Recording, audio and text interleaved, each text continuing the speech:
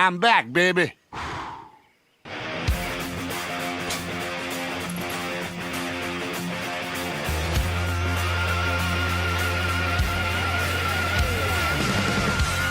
Folks, we are back. It's been a fairly long while, but we're here. We have two different camera angles. I am so stoked to be back, and I'm very excited to be chatting with this guy. I've been following him through a mutual contact of ours, your management, Jeff Ojeda, and Kyle. Is it McKearney? Yeah, McKearney. Yes. Sometimes you never know, and I'm pretty dicey with it. But Kyle, thank you so much for taking the time to hop on this with me, man. It's going to be fun. Yeah, no worries. Thanks for having me. I'm excited. So when I was prepping for this, I was listening to a lot of the new record, which, by the way, fantastic job on it. You are incredibly talented. I'm not blowing smoke up your ass. I'm just telling you how it straight up is. The music you are creating and the voice you have, it's very reminiscent of an older era of country, but a lot of it has that kind of modern rock edge, and you blend the lines a little bit in terms of genre classification depending on the song. So I kind of want to go back a little bit to start with, and I want to know what was the beginning of this journey for you in terms of where you started musically, even just early influences to what you were listening to for the more recent record. Right. I think growing up, I was surrounded by classic country and bluegrass music because my dad and my grandparents had a family band.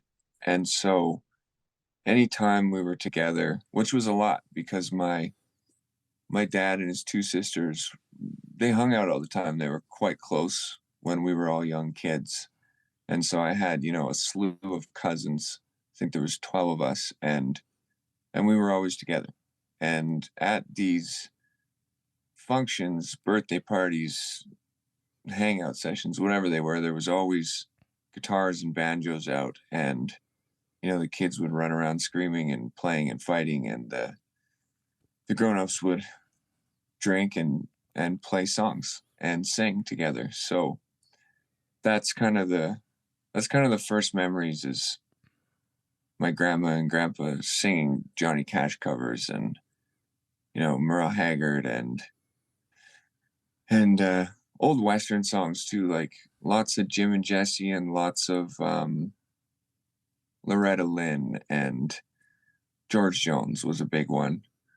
So I think that just was embedded in my foundation from very, very early on. And my dad was very kind of got serious about music and made a go at a career and did some cool things. He moved to Nashville. He lived there for 8 years, and he kind of, got to experience, I guess, the birthplace and the mecca of country music. And so I got to go there lots as a kid as well. I was always a Beatles kid, and I had all their records, and I really got into, I just love them. That the Beatles, the first time I saw them was on the Ed Sullivan Show, which is hilarious because, that's one of the first times America saw them. Mine was a rerun, of course. But I just remember that feeling of like, this is so cool. I love these people. And so I bought all their records and really got into them. I really loved rock. I loved the Eagles, and I loved like 80s rock too. And I really went down that path. I think that I always had a love for like Southern rock and blues. And I loved like the soul chops and the gospel chops and the singers who could like wail and belt and riff. And I was always really, really into that. And so I pursued that. I was in rock bands, before I even considered anything in the country genre.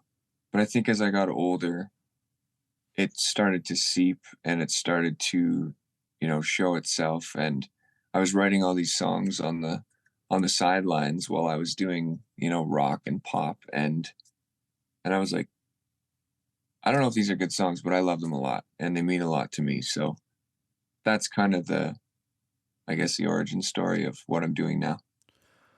So I kind of wanted to touch on, especially what you just hit at the end there, because I was reading through your bio as well, and there was an acknowledgement of some sort of reset, some sort of transition from that where you were to where the project is now.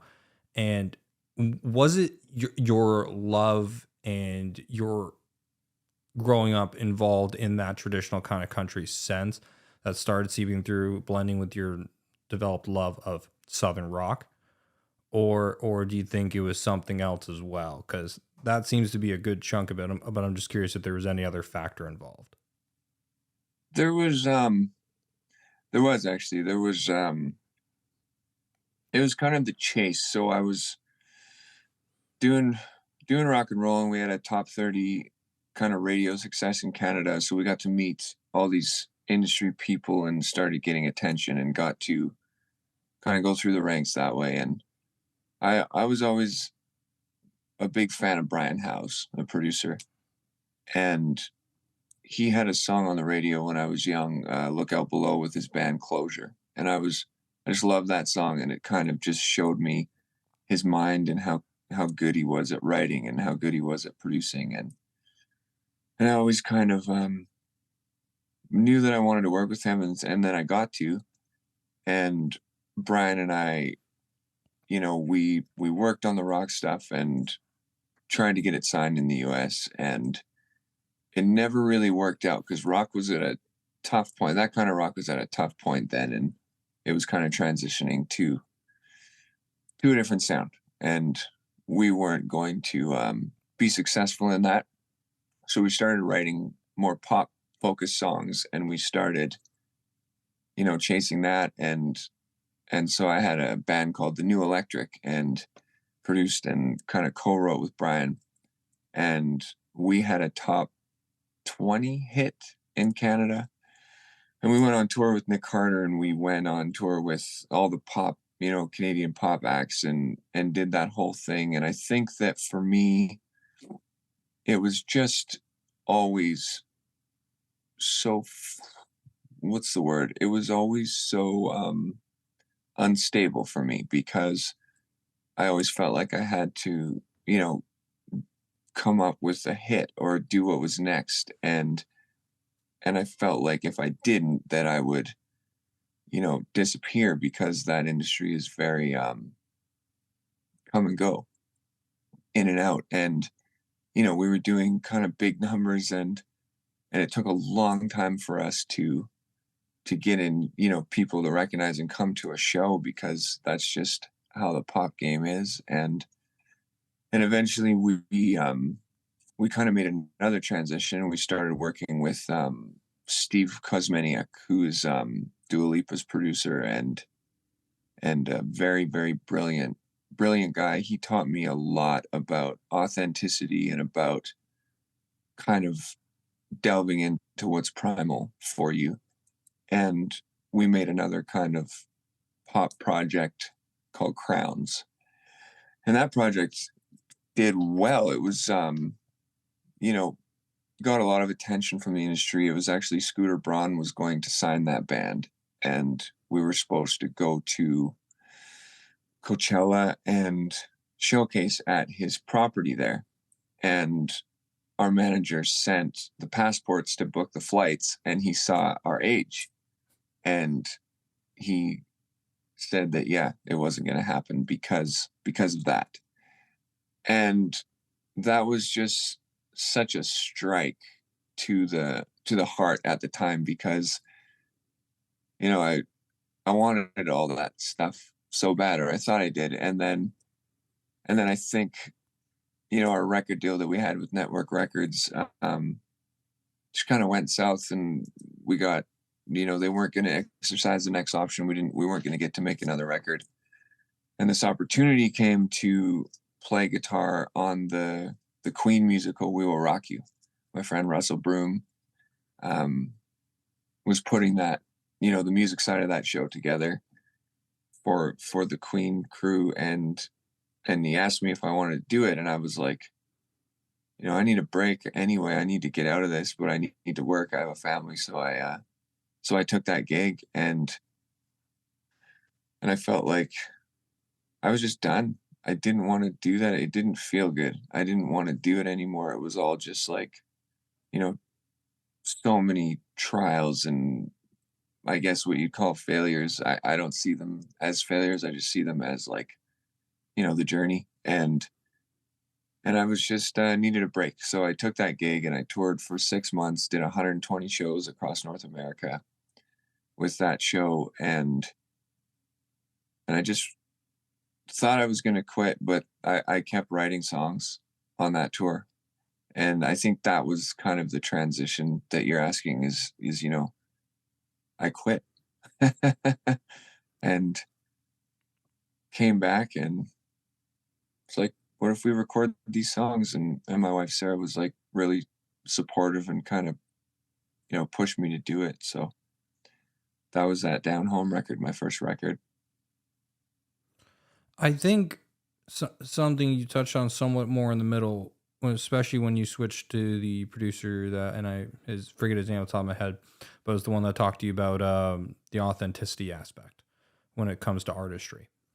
And that's something that I immediately grabbed when I heard your music is this person is doing exactly what they're meant to do and they're doing it in a way that just feels honest because that's the complicated thing with music, especially now that we're in this sphere of virality and everything else we do online. It's artistry and authenticity seems to be the back focus, but a good majority, a good chunk of people really want to chase that authenticity and connect with something and feel something.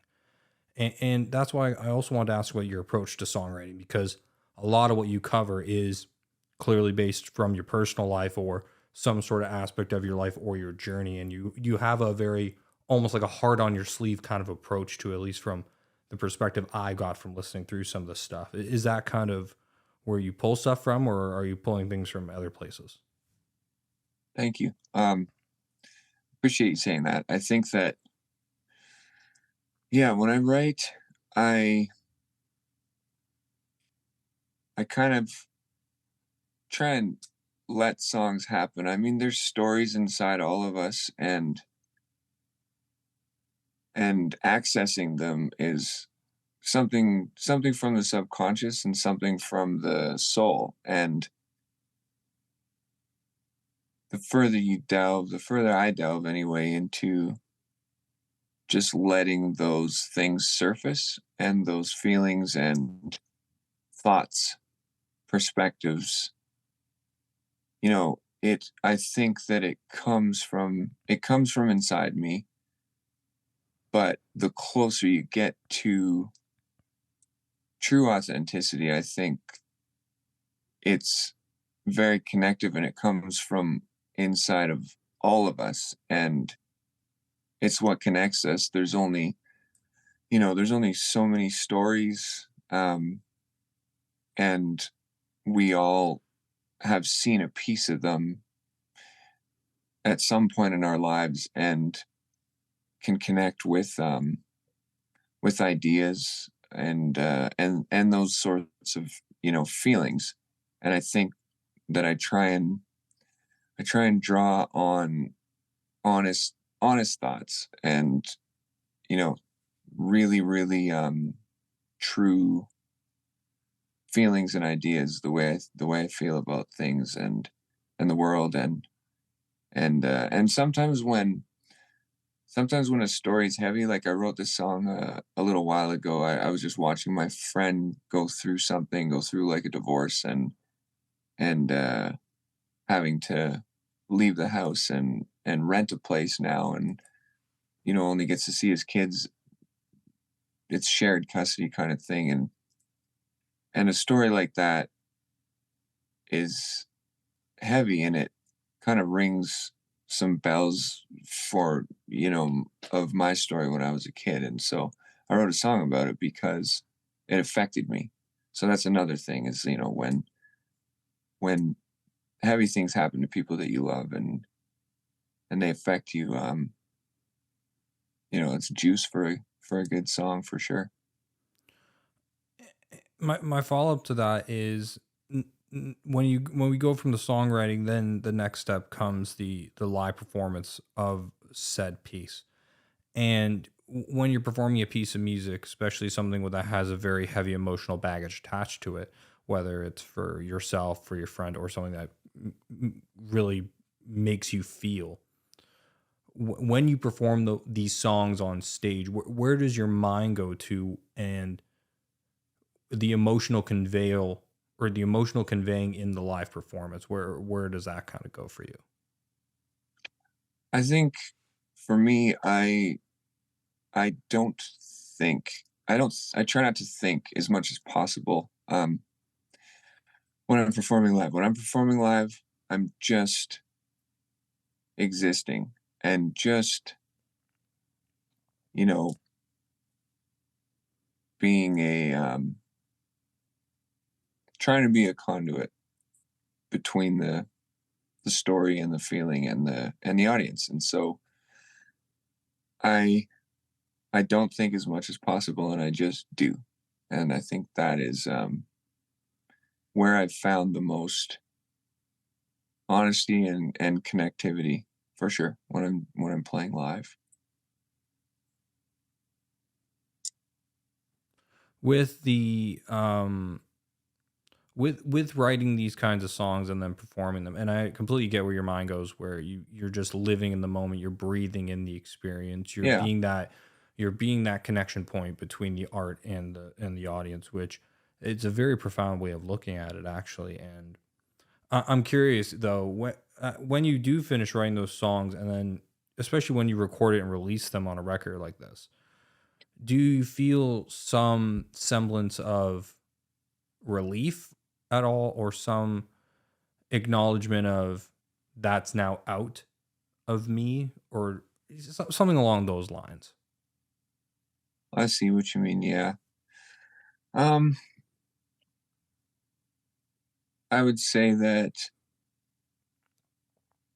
it does feel good to get that piece of the story out, and it does feel like a release for sure. Um, but it doesn't heal anything, I don't think. It just it's like when you talk about something that's going on in your life or something heavy, it's therapeutic for sure. Yeah, it definitely, but it's still there. I don't think that getting it on, getting it on a record or getting it out to the world heals anything if it's a song about pain of any kind. I think what's nice about it and what kind of, resolves some of it is when other people connect with it, when they message you and go, this song means a lot to me. I really understand what you're talking about, and I feel that there's something there's something there's something there that's very special and kind of makes it feel worth it, you know. Even though that's never the intention, I never I never record or write or put songs out with the intention of I never think about the outcome, and I make it my intention to not, you know? I always try and just, focus on the art and focus on the what's happening then and there.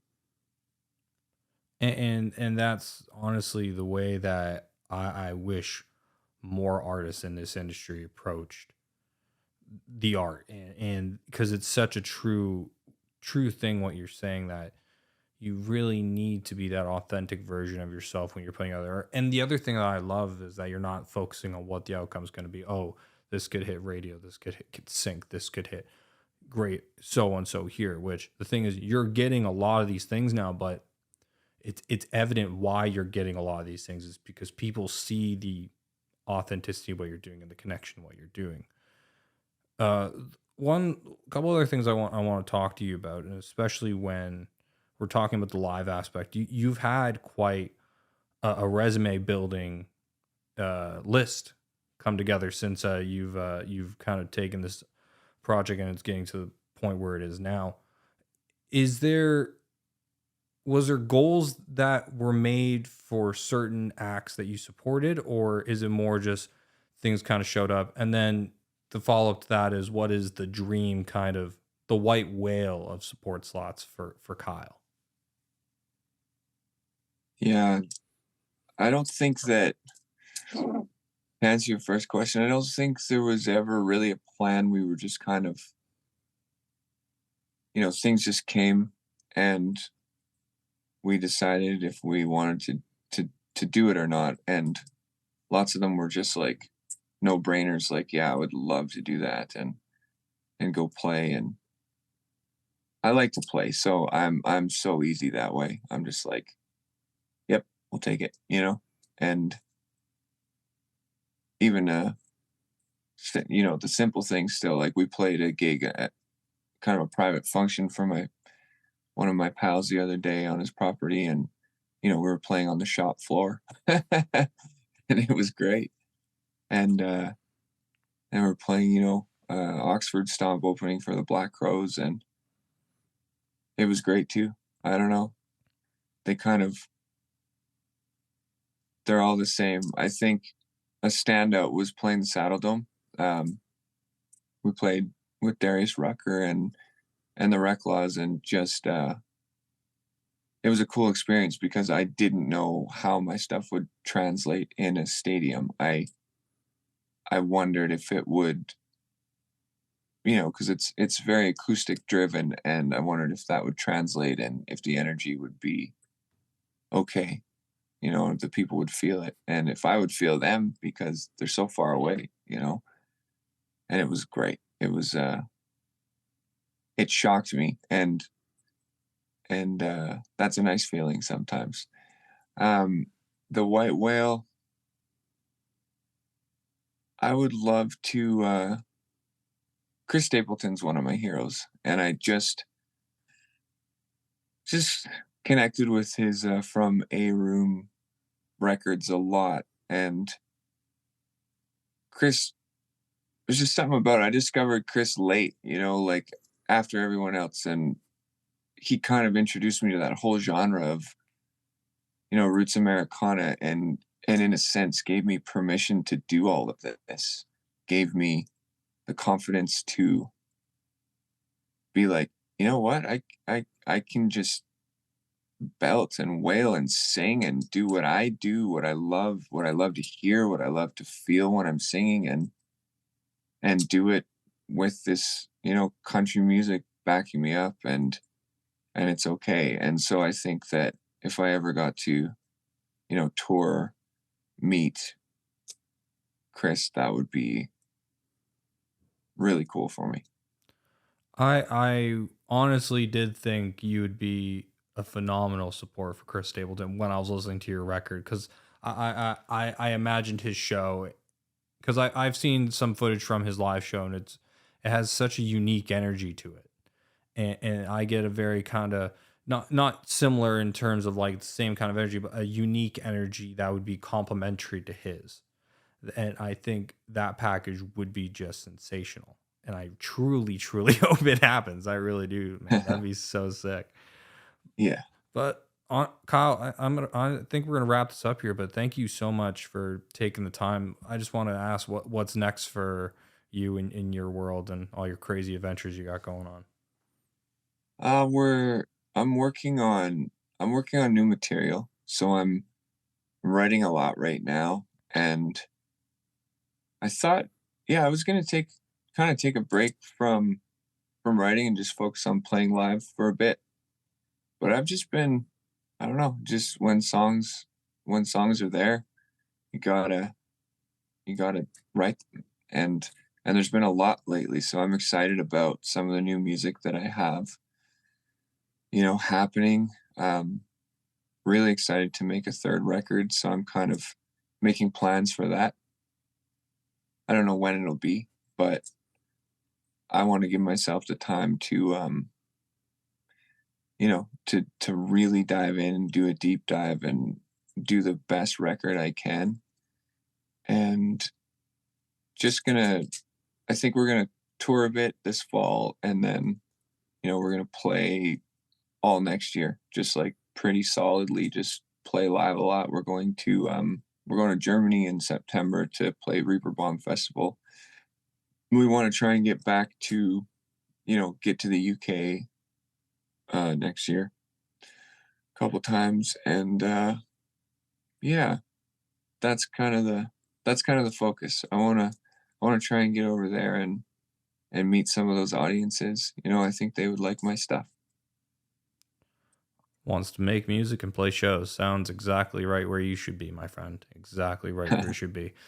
Guys, thank you so much. I'm very excited to be back doing more of these, and you'll see more episodes soon.